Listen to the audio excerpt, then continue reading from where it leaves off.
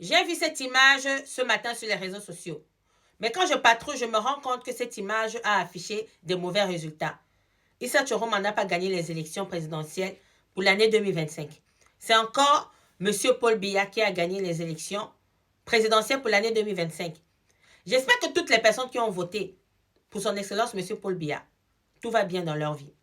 Parce que beaucoup de jeunes ont voulu que M. Paul Biya ne gagne pas les élections ou alors qu'il ne se présente même pas aux élections parce que ces jeunes-là ont voulu voir autre chose.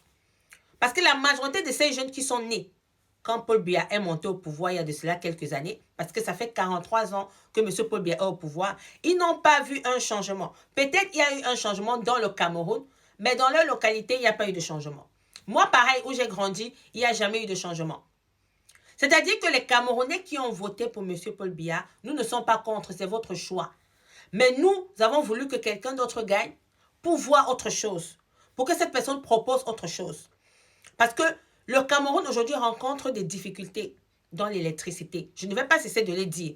Il n'y a pas d'eau, assez d'eau au Cameroun. C'est-à-dire qu'il y a des coupures d'eau à longueur de journée, mais on voit beaucoup de Camerounais qui payent l'eau, qui payent l'électricité. C'est-à-dire que tous ceux qui ont voté M. Paul Biya, tout va bien pour vous au Cameroun.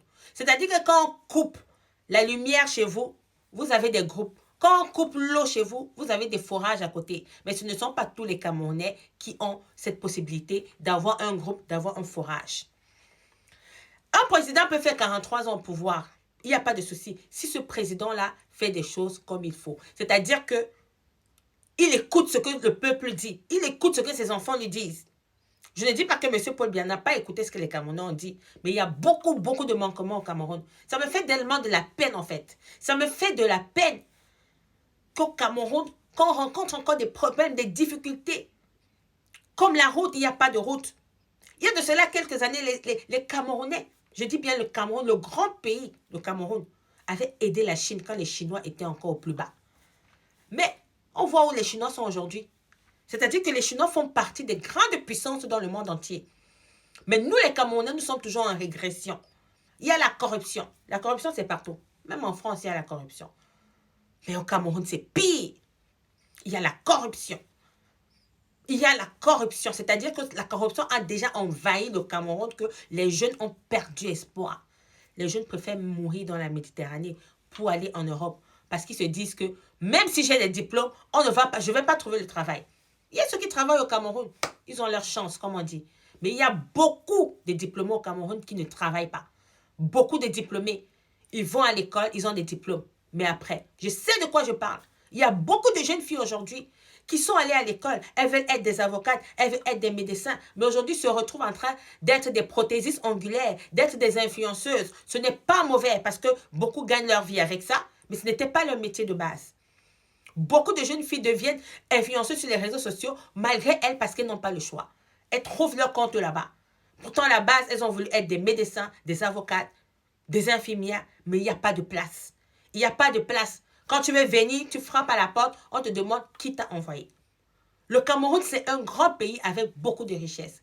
Mais est-ce qu'en 43 ans, le papa lui-même a vu qu'il y a encore beaucoup de manquements? Est-ce que les 7 années qu'il va encore avoir au pouvoir, est-ce que son monsieur, l'autre papa qui a 92 ans, peut faire encore davantage? Arranger les routes, on n'a pas de routes. Moi, je me pose la question de savoir comment quand ces présidents-là vont en Europe, quand ils voient les routes en Europe, ils roulent bien leur voiture en Europe, ils roulent bien leur voiture en Europe. Est-ce qu'ils ne peuvent pas tricher pour instaurer ça dans leur pays? Quand un président est malade, c'est en Europe qu'il va se faire soigner. Est-ce qu'il ne peut pas construire des grands hôpitaux et mettre des personnes qualifiées ou former des personnes qualifiées pour que quand il est malade, c'est au Cameroun qu'on le soigne? C'est-à-dire que même un président n'a pas confiance en son propre pays. Il fait confiance à un pays d'ailleurs. Beaucoup de jeunes aujourd'hui viennent en Europe, ils se forment, ils ont des qualifications, mais ils veulent rentrer au pays, on va payer combien? On va leur payer combien comme salaire? Ils vont vivre comment avec les familles? Beaucoup préfèrent rester ici en Europe, avoir un bon salaire. C'est de ça qu'il s'agit. Mais s'il vous plaît, comme M. Paul Biya a déjà gagné, c'est bien, c'est une bonne chose. Mais s'il vous plaît, faites quelque chose pour le pays. Faites quelque chose pour le pays. Pour qu'en 7 ans, qu'on voit que le Cameroun a évolué. J'ai vu monsieur Samuel Eto'o-Fils, être sur le rang de M. Paul Biya, ce n'est pas mauvais, c'est son choix.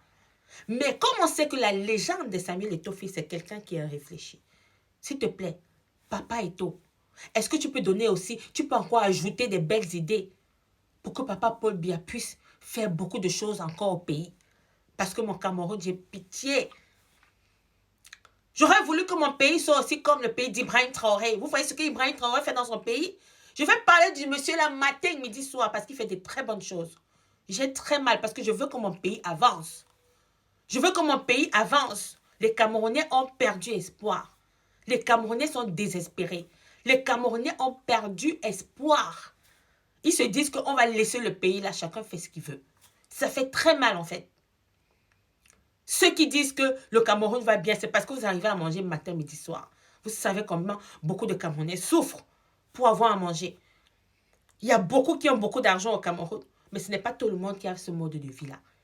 S'il te plaît, Papa Eto'o, donne des belles idées à ce monsieur qui a beaucoup fait pour le Cameroun. Je ne vais pas le nier, mais il y a encore beaucoup de choses à faire. Donne-lui des belles idées. Donne-lui des belles idées pour que le Cameroun soit bien. Tu as passé beaucoup d'années en Europe, tu sais comment ça fonctionne. On ne peut pas avoir le mode de vie des Européens qui au moins déroulent de l'eau, de l'électricité, des choses basiques. Des choses basiques.